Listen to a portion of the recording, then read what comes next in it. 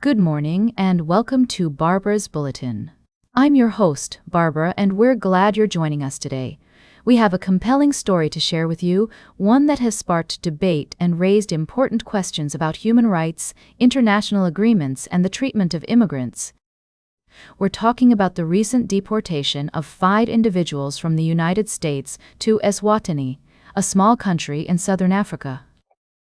The men, who hail from Vietnam, Jamaica, Laos, Yemen, and Cuba, were flown to Eswatini in July as part of the Trump administration's efforts to deport millions of immigrants and asylum seekers. The deportation has caused outrage in Eswatini, where the men are being held at a maximum security prison. Local NGOs and activists have filed a court case challenging the deal, arguing that it was unconstitutional and violates due process. They claim that the terms of the agreement were kept private by the government and that the prison where the deportees are being held is severely overcrowded. Now, we want to provide you with a balanced view of this story. The U.S. government has stated that these individuals pose a threat to national security, while the Eswatini government has assured its citizens that they are being held in secure facilities. However, many questions remain unanswered, including the details of the agreement between the two countries and the treatment of the deportees. We've spoken to experts and activists on both sides of the issue and will continue to follow this story closely. The court case has been postponed until September, and it's likely that this will be a lengthy and complex process. As we delve deeper into this story, we want to hear from you. What are your thoughts on this deportation deal? Do you think it's fair to deport individuals to countries with questionable human rights records? Share your comments with us on social media using the hashtag #Barbara'sBulletin. We'll be right back with more of today's top news on Barbara's Bulletin. Welcome back to Barbara's Bulletin. I'm your host, Barbara, and we're glad you're joining us again for this mid-segment update. Today, we're diving into a significant development in the realm of family benefits, specifically focusing on changes and clarifications surrounding child benefit payments. For those who might be tuning in for the first time or need a quick recap, child benefit is a payment made to eligible parents or guardians to help with the costs of raising children. It's an essential support system for many families across the UK. Recently, there have been some adjustments and expansions to how these benefits are administered, which we'll explore in more detail. The government has announced an expansion of a pilot project aimed at ensuring that child benefit payments are accurately distributed. This involves using international travel data to verify whether claimants are still eligible for the benefit if they spend time abroad. The initiative follows a successful trial that identified and stopped incorrect payments to 2,600 individuals who had left the UK, resulting in savings of £17 million. This move is part of a broader effort to optimize the efficiency of the benefits system, ensuring that support reaches those who need it most while minimizing unnecessary expenditures. The expansion of this project is expected to save an estimated $350 million over 5 years, which can then be redirected to support other vital public services and initiatives. It's also worth noting that the rates for child benefit have seen a slight increase as of April 7, 2025.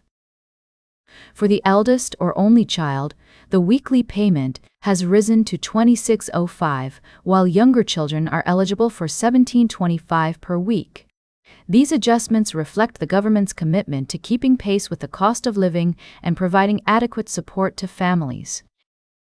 An important aspect to consider is how child benefit interacts with other financial factors, such as the high-income child benefit charge. This charge applies when one parent earns above $60,000, gradually reducing the benefit until it stops entirely at $80,000. While this mechanism aims to ensure that higher-income families contribute fairly to the tax system, critics argue that it can disproportionately affect single parents and households with one high earner. To navigate these complexities, it's essential for eligible families to understand the application process and the requirements for claiming child benefit.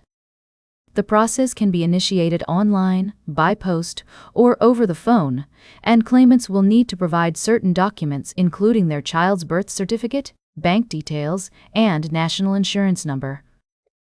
Claiming child benefit also has implications for national insurance credits, particularly for parents of children under 12. These credits contribute towards state pension entitlements and can be crucial for individuals not in employment or earning below the threshold for NI contributions. As family circumstances evolve, whether through separation, shared custody, or changes in household composition, it's vital to understand how these shifts might affect child benefit payments. The rules provide guidance on scenarios such as split families, shared custody, and when children pass away, ensuring that support is tailored to the needs of each unique situation. In conclusion, today's segment has highlighted the ongoing efforts to refine and enhance the child benefit system, aiming for a balance between providing essential financial support to families and ensuring the efficiency and fairness of the benefit system. As always, we strive to present information in a fair and balanced manner, recognizing the complexities and diverse perspectives involved in such policy discussions.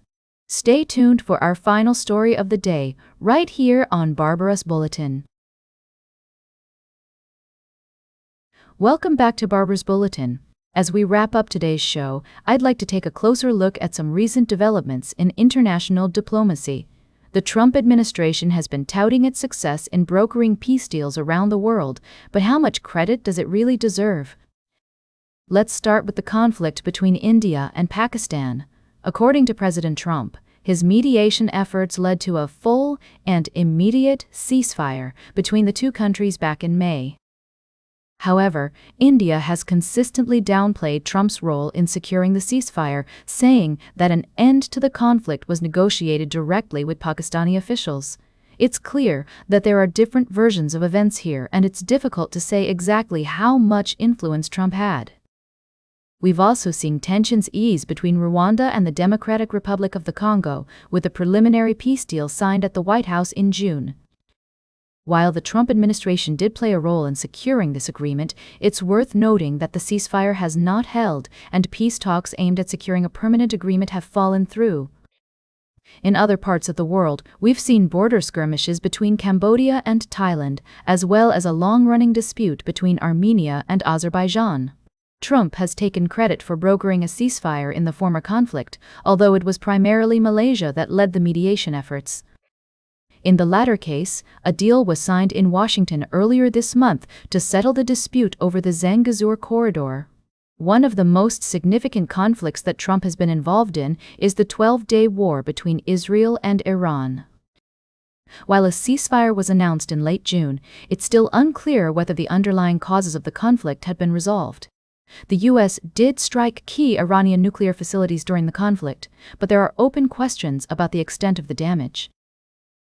It's also worth noting that Trump has taken credit for making peace between Egypt and Ethiopia, despite the fact that the two countries were not at war. There is an ongoing dispute between them over a hydroelectric dam, although it's unclear whether Trump's involvement has had any lasting impact. As we examine these various conflicts, it's clear that the situation on the ground is often more complex than a simple win or loss. Diplomacy is a nuanced and multifaceted process, and it's rarely possible to attribute success or failure to a single individual or administration. That's all for today's Barbara's Bulletin. Remember to like, share, and subscribe, and until next time, stay engaged.